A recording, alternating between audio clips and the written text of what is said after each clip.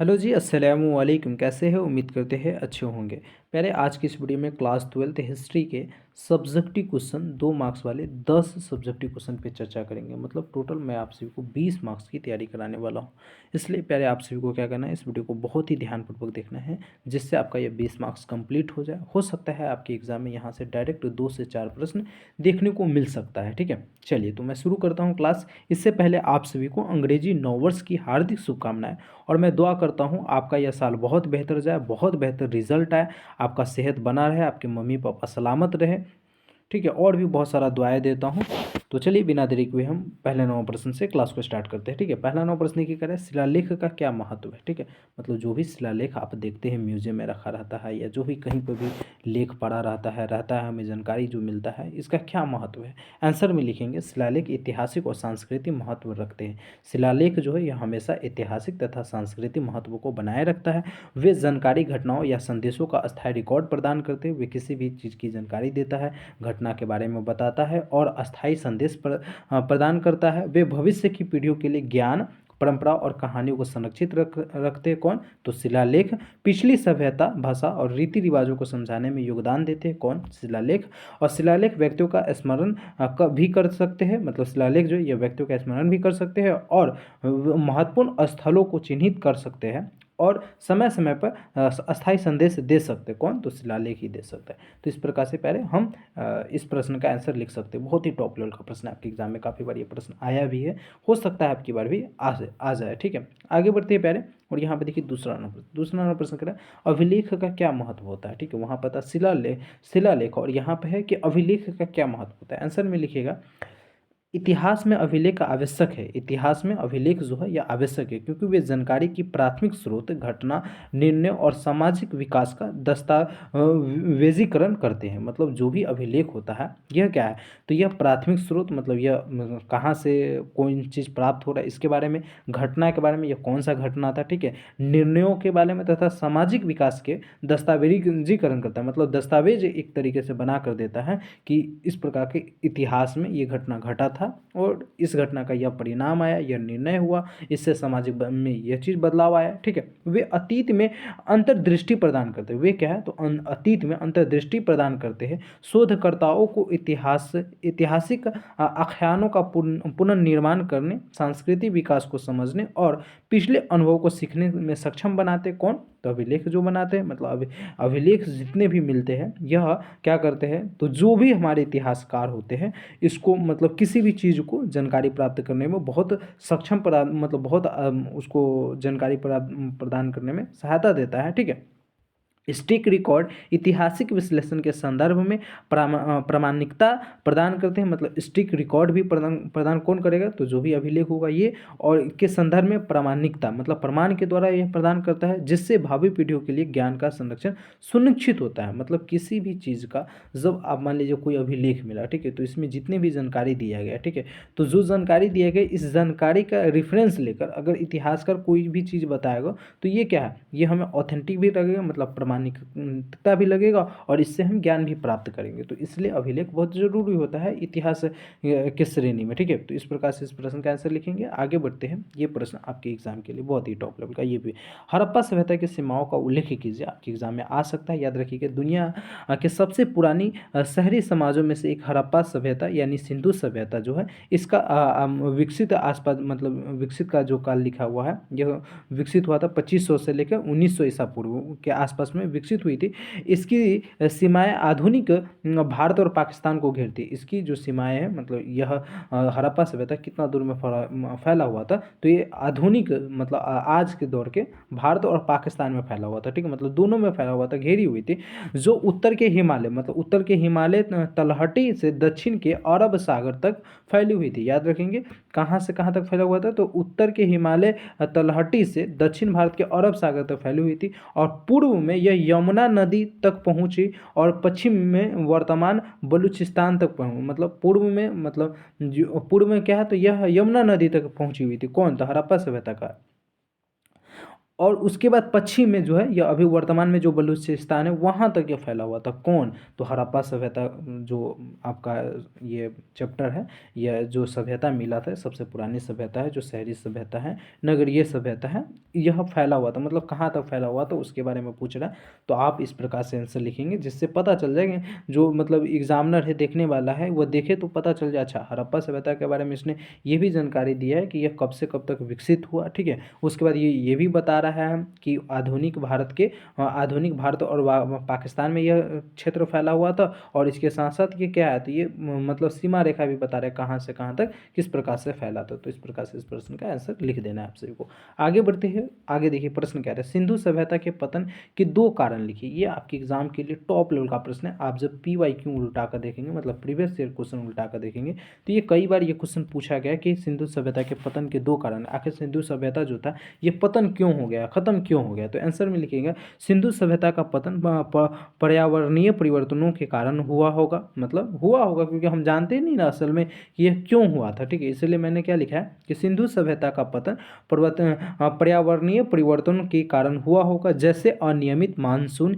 के कारण सूखा और बाढ़, जिससे कृषि प्रभावित हुई होगी। और इसके अतिरिक्त इंडो आर्यन या अन्य समूहों के आक्रमण, मतलब इंडो आर्यन हो गया या अन्य समूहों के आक्रमण के द्वारा क्या किया गया होगा, तो जो सिंधु सभ्यता हमारा था, इस सभ्यता को अंत कर दिया गया होगा, नष्ट कर दिया गया होगा। समाज की स्थिरता और शहरी जीवन को बाधित करके गिरावट में योगदान दिया हो सकता है। मतलब योगदान दिया हो गया, मतलब देखिए यहाँ पे सही से समझिएगा तब आपको समझ में आएगा। कह रहा इसके अतिरिक्त इंडो आर्यन या अन्य समूहों के आक्रमण ने समाज की स्थिरता और शहरी जीवन को बाधित करके गिरावट में योगदान दिया हो सकता है। मतलब दिया गया होगा, मतलब हम हड़प्पा सभ्यता, आखिर ये जो सिंधु सभ्यता था, मैं हड़प्पा सभ्यता बोल रहा हूँ तो आप कंफ्यूज नहीं होंगे, जो सिंधु सभ्यता था आखिर ये पतन क्यों हो गया। तो इसका एक कारण ये हो सकता है कि पर्यावरणीय कारण से, मतलब जो पर्यावरणीय कारण हो सकता है कि अनियमित मानसून हो, सूखा हो, बाढ़ हो, इससे कृषि प्रभावित हुआ होगा, फिर लोगों को रहने सहने में दिक्कत हुआ होगा, इसलिए ये सभ्यता का अंत हो गया होगा। या एक ये भी कारण हो सकता है कि जो आक्रमण हो रहा था उस समय, तो उससे भी हो सकता है। ठीक है, तो इस प्रकार से आप सभी इस प्रश्न का आंसर लिख सकते हैं। आगे बढ़िएगा, 5 नंबर प्रश्न देखिए। 5 नंबर प्रश्न कह रहा है ईसा पूर्व 6ठी शताब्दी में किन 4 महाजनपदों के नाम लिखे। मतलब ईसा पूर्व के 6ठी शताब्दी के किन 4 महाजनपदों के नाम लिखे। ठीक है, अगर आपसे पूछे महाजनपदों की संख्या कितनी है, तो याद रखोगे पहले महाजनपदों की संख्या 16 है। ठीक है, लेकिन यहाँ पर पूछा है कि ईसा पूर्व के 6ठी शताब्दी के किन्हीं, मतलब ईसा पूर्व के 6ठी शताब्दी के किन्हीं 4 महाजनपदों की केवल नाम लिखना है। तो आंसर में लिखिएगा, 6ठी शताब्दी ईसा पूर्व में प्राचीन भारत के छोटे छोटे राज्यों में विभाजित था। मतलब प्राचीन भारत जो है आज का जो पहला भारत था, ये छोटे छोटे राज्यों में विभाजित था, जिन्हें महाजनपद कहा जाता। मतलब जो हमारा भारत था ना, ये छोटे छोटे राज्य में क्या था, विभाजित था, और सब जगह का अलग अलग राजा हुआ करता था, उस क्षेत्र का वो राजा हुआ करता था, उस प्रकार से उसको चलाया जाता था। ठीक है, 4 प्रमुख थे, जिसमें से मगध हो गया। मगध एक शक्तिशाली और समृद्ध राज्य था, जो सबसे, मतलब अगर पूछे कि सबसे बेहतर महाजनपद या सबसे बड़ा महाजनपद कौन था, तो मगध महाजनपद था, जो ठीक है, जो एक शक्तिशाली और समृद्ध राज्य था। कौशल था, जो अपनी राजधानी अयोध्या के लिए जाना जाता है। मतलब यह मगध का राजधानी अपना कहाँ रखा हुआ था, तो अयोध्या रखा था। वत्स राजा उदयन द्वारा शासित और अनुवतित जहाँ प्रसिद्ध शहर उज्जैन स्थित है। इन महाजनपदों ने भारत के इतिहास में महत्वपूर्ण भूमिका निभाई। तो इस प्रकार से इस प्रश्न का भी आप सभी आंसर दे सकते हैं। ठीक है, 6 नंबर प्रश्न देखिए। पहले 6 नंबर प्रश्न कह रहा है, धम्म को बढ़ावा देने के लिए अशोक द्वारा अपनाए गए 2 उपाय लिखें। धम्म को बढ़ावा देने के लिए अशोक द्वारा जो कार्य किया गया था, मतलब अशोक के द्वारा जो भी कार्य किया गया था, उसमें के आपको कार्य कि 2 कारण या 2 उपाय को लिखे। ठीक है, मतलब अशोक ने वह 2 काम कौन सा किया था। तो आंसर में लिखिएगा, मौर्य सम्राट अशोक ने नैतिकता और नैतिक मूल्यों की संहिता धम्म को बढ़ावा दिया था। मतलब धम्म को किस प्रकार से उन्होंने बढ़ावा दिया था, तो अशोक ने नैतिकता तथा नैतिक मूल्यों की संहिता के द्वारा धम्म को उसने बढ़ावा दिया था। उन्होंने धम्म की शिक्षाओं का प्रसार करने के लिए साम्राज्य में पत्थर के खंभे और शिलालेख बनवाए। धम्म की मतलब प्रचार करने के लिए उन्होंने क्या किया, तो अपने साम्राज्य में क्या किया, तो पत्थर के खंभे तथा शिलालेख बनवाए। अशोक ने अहिंसा, सहिष्णुता और धार्मिक जीवन के संदेश का प्रचार करने के लिए पड़ोसी क्षेत्रों में धम्म मिशनरियों को भेजा। इन उपायों का उद्देश्य एक न्यायपूर्ण और दयालु समाज का बढ़ावा देना था। ठीक है, तो इस प्रकार से अशोक ने धम्म को बढ़ाया था। ठीक है, तो आपसे भी इस प्रकार से आंसर लिख सकते हैं। बाकी इसका पीडीएफ भी मैं दे दूंगा, डोंट वरी। पीडीएफ के लिए आप लोग टेलीग्राम ज्वाइन कर लीजिएगा। ठीक है, आगे बढ़िए और 7वां नंबर क्वेश्चन देखिए। 7वां नंबर प्रश्न करो, वन और जाति के कोई दो अंतर बताइए। वन और जाति के कोई दो अंतर बताइए। आंसर में क्या लिखेंगे, भारत में वन और जाति दोनों सामाजिक पदानुक्रम है, लेकिन उनमें मतभेद है। मतलब भारत में वर्ण जो हो गया तब, या जाति जो हो गई, ये दोनों क्या है, तो समाज का एक पदानुक्रम है, मतलब एक क्रम है। ठीक है, लेकिन उनमें मतभेद है, मतलब दोनों में क्या है, तो मतभेद है, मतलब भेद पाया जाता है। वर्ण किसी केस व्यवसाय जैसे ब्राह्मण, क्षत्रिय, वैश्य, शूद्र के आधार पर एक प्राचीन 4 गुना वर्गीकरण है। ठीक है, जो मतलब वर्ण जो होता है, ये वर्ण में हम ब्राह्मण को, क्षत्रिय को, वैश्य को, शूद्र को रखते हैं। यह क्या है, तो एक प्रकार का प्राचीन मतलब वैश्वीकरण जिस प्रकार से वो कार्य करते थे, उसके हिसाब से इसको हम बांट दिए गए। जबकि जाति जो है, ये कई उपसमूहों का एक अधिक जटिल वंशानुगत प्रणाली है, जो अक्सर जन्म पर आधारित होती है। वर्ण को आदर्श बनाया गया है, जबकि जाति को कठोर और भेदभावपूर्ण बनाया गया। ठीक है, भेदभावपूर्ण हो सकती है या बनाया गया। तो इस प्रकार से आपसे इस प्रश्न का आंसर लिख सकते हैं। 8 नंबर प्रश्न देखिए। पहले 8 नंबर प्रश्न करा है, गंगाधर अधिनियम की दो विशेषताओं को बताइए। गंगाधर अधिनियम की दो विशेषताओं को बताइए। आंसर में लिखेगा गंगाधर स्कूल ऑफ आर्ट, जो पहली शताब्दी ईस्वी के आसपास गांधार क्षेत्र यानी आधुनिक पाकिस्तान, अफगानिस्तान, मतलब आज का जो यह क्षेत्र, ये कहाँ पड़ता है, तो पाकिस्तान और अफगानिस्तान में पड़ता है, में उभरा। कौन सा उभरा, तो गंगाधर जो अधिनियम था ये। ठीक है, ने ग्रीक और भारतीय कलात्मक शैलियों का संयोजित किया। इसमें पारंपरिक भारतीय रूपांकनों और बौद्ध शिष्यों के साथ साथ यथार्थवादी, मानव आकृतिवादी पर्दे और चेहरे के भावों जैसी हेलेनिस्टिक तकनीकों का उपयोग दिखाया गया है।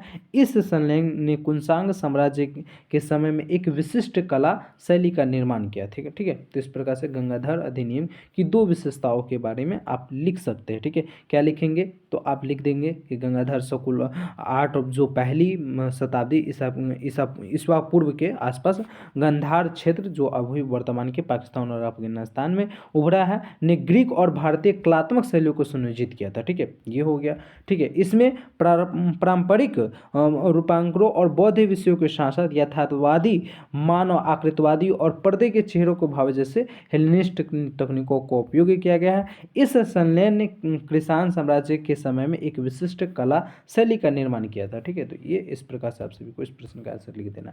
आइए 9 नंबर प्रश्न देखिए, टॉप लेवल का प्रश्न है। ये आपकी ऑब्जेक्टिव के लिए भी और सब्जेक्टिव के लिए भी बहुत ही टॉप है। त्रिपिटक क्या है, ठीक है, और उन्हें नाम लिखे, मतलब त्रिपिटक क्या है, इनके नाम लिखे। तो पूछेगा तो आप लिखेंगे त्रिपिटक, जिससे पाली कैनन के नाम से भी जाना जाता है। त्रिपिटक को हम पाली कैनन के नाम से भी जानते हैं। बौद्ध धर्म ग्रंथों का एक पवित्र संग्रह है। कौन, तो बौद्ध धर्म ग्रंथों का एक पवित्र संग्रह कौन है, तो त्रिपिटक है। ठीक है, इसमें 3 खंड को विभाजित किया गया, मतलब इसमें तीनों खंड को विभाजित करेंगे तो एक होगा विनय पिटक। ठीक है, जो मठवासी अनुसंधान और निर्देशानुसार है। ठीक है, उसके बाद सूती पिटक, जो धम्मपद और जातक कथाओं सहित बुद्ध के प्रवचन यहाँ इसमें दिया गया। और अब अभिधम पिटक, जिसमें क्या है, तो बौद्ध शिक्षाओं एक अधिक विश्लेषणात्मक और दार्शनिक परीक्षाओं के ये ग्रंथ यथार्थवादी धर्म की नींव बनाते हैं। ठीक है, मतलब ये तीनों ग्रंथ के बारे में यहाँ पे अच्छे से दिया गया है। त्रिपिटक के बारे में पूछे तो आप याद रखेंगे कि त्रिपिटक जो है, जिसे हम पाली कैनन के नाम से भी जानते हैं, और यह तीनों मतलब विनय पिटक, सूती पिटक और अधिधम पिटक जो है, ये तीनों को मिलाकर त्रिपिटक बनता है। ठीक है, और यह त्रिपिटक जो हो जाएगा, यह बौद्ध धर्म के एक महत्वपूर्ण क्या हो जाएगा, तो ग्रंथ हो जाएगा, जो पवित्र संग्रह ग्रह हो जाएगा। ठीक है, मतलब ग्रंथ हो जाएंगे, ग्रह नहीं ग्रंथ हो जाएंगे। ठीक है, और इसके बारे में भी यहाँ पे विशेष रूप से दिया गया, जिसे आप समझ सकते हैं। लास्ट क्वेश्चन इस वीडियो का होगा। 1857 में प्लासी का युद्ध भारतीय इतिहास की एक महत्वपूर्ण घटना थी। प्लासी युद्ध के चार बताएं। 1757 में, सॉरी 1757 में प्लासी युद्ध हुआ था, जो भारतीय इतिहास के लिए एक महत्वपूर्ण घटना थी। ठीक है, और इस युद्ध के चार कारण बताइए। ठीक है, चार कारण पूछ रहा है हमसे, तो हम क्या लिखेंगे? ब्रिटिश ईस्ट इंडिया कंपनी का विस्तार। ठीक है, पहला कारण लिखेंगे ब्रिटिश इंडिया कंपनी का विस्तार। ठीक है, उन्होंने अधिक क्षेत्रों का नियंत्रित करने की मांग रखा था, इसलिए हम 1757 में प्लासी युद्ध लड़े थे। बंगाल का कमजोर राज्य, बंगाल का कमजोर होना। ठीक है, यहाँ पे लिखा हुआ है कि मुगल साम्राज्य के पतन और आंतरिक कलह के से बंगाल कमजोर कर दिया गया था। आर्थिक हित के लिए अंग्रेजों का लक्ष्य बंगाल के समृद्ध व्यापार और संसाधनों का नियंत्रण हासिल करना था, इसलिए हम 1757 में प्लासी का युद्ध लड़े थे अंग्रेजों से।